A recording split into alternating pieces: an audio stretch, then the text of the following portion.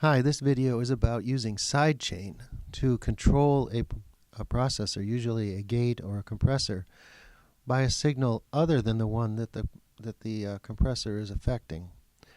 In other words, it's like a remote control. It uses the signal from one track to control compression or gating on another track.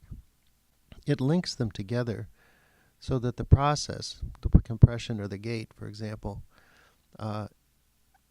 is responding to activity, presence of signal on another track.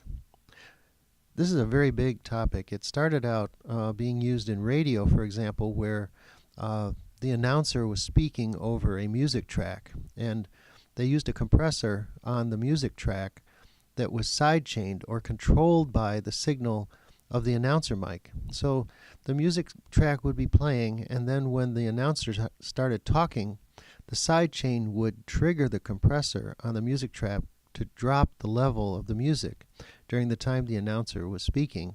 And then as soon as the announcer stopped talking, the sidechain would control the compression to go back to its normal state. So the result was that the music was automatically dimmed or dropped down in volume during the time of the spoken text, but then it returned back to its normal volume after the announcement was over.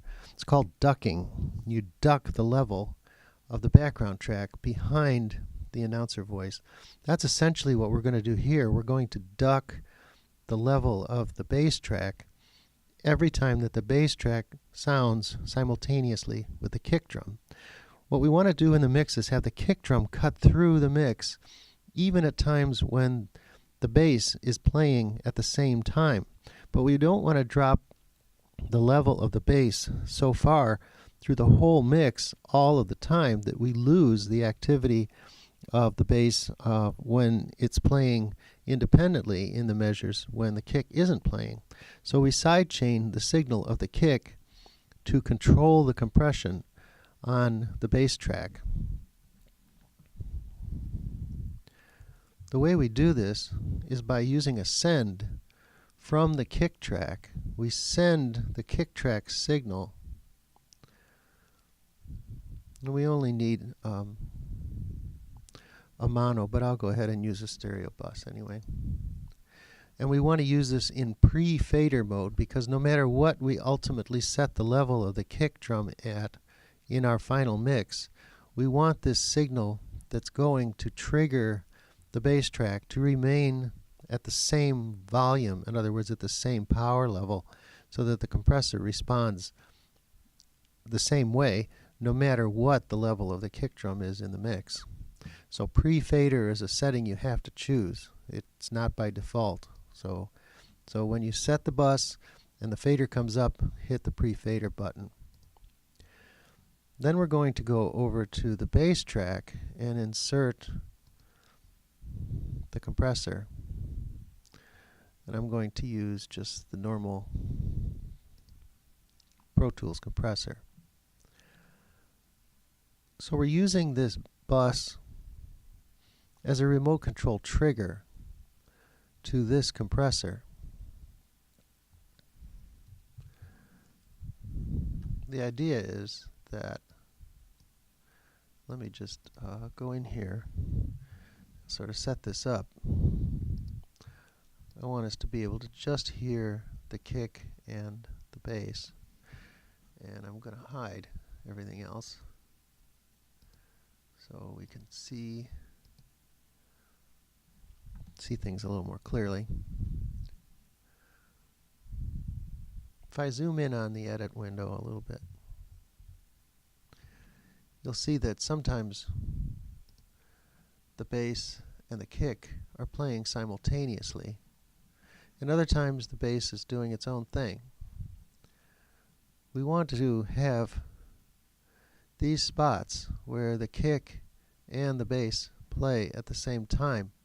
We want the kick to just very quickly, and only in this one spot, drop the level of the bass just a little bit, so that the kick and the bass are not fighting with each other for prominence. We really want the kick to be consistently prominent. It's going to be a subtle change. It's not going to be a big, enormous effect, but it will help clean up the bottom and create a stronger consistency for the kick. So how do we do that? Well, we send the kick signal down a bus, and then we need to turn on the sidechain effect, which in these compressors you're going to see, and gates, you're going to see something like a sidechain button, which we need to turn on. And then we also need to set the key input, or in other words, we need to tell the sidechain what are you listening to. At this point, we're sending something down the bus, but it's not coming back anywhere. It comes back here on the key input.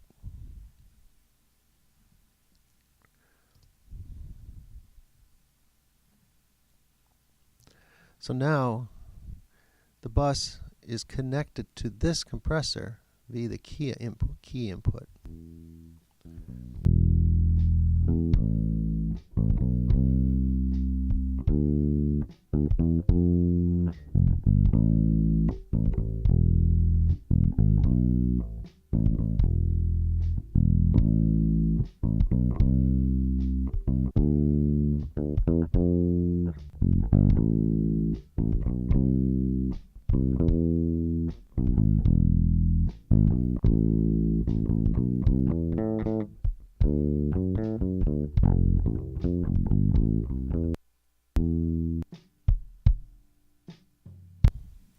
This little button here, which is supposed to look like a speaker, allows you to hear the sidechain by itself without the signal of the track on which the compressor is sitting. In other words, we're not going to hear the bass.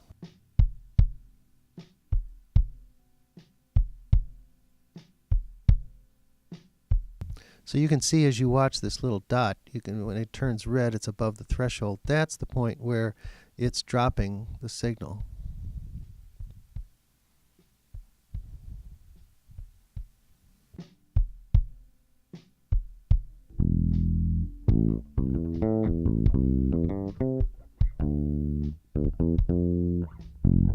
And if you watch on the fader, you'll see the compression is tracking the kick drum.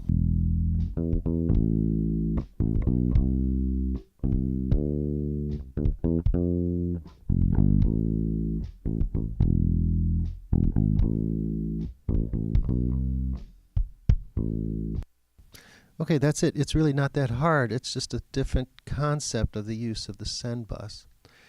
So in order to have the sidechain connection between the kick and the bass, we use a bus. We come out of the controlling track, in this case the kick, and run it into the key input of the compressor on the bass track. And then we also have to remember to turn the sidechain on. Okay, that's it. Have a good one. See you. Bye.